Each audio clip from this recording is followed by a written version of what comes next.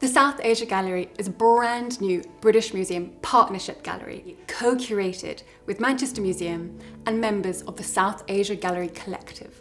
So when you walk in, the first object that you will see is a British Museum object. It's a statue of ancient Gandhara. It really does set the tone. 30% of the objects on display will be on loan from the British Museum. We'll then move over to our lived environments anthology. This care case has British Museum objects within it.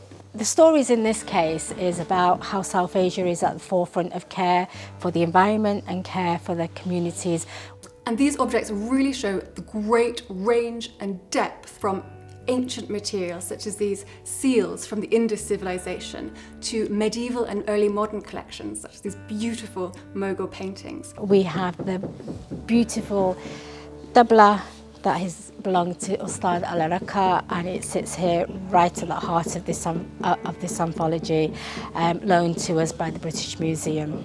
These are the tabla that he used for all of his concerts in the West. This is the first time that the museum has embarked on a partnership gallery that is co-curated with members of the local community.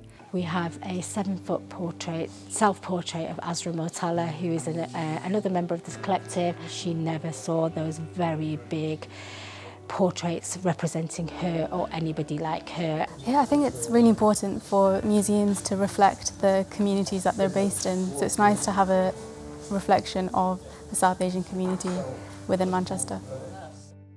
We're really looking forward to seeing how this project continues to evolve in the years to come.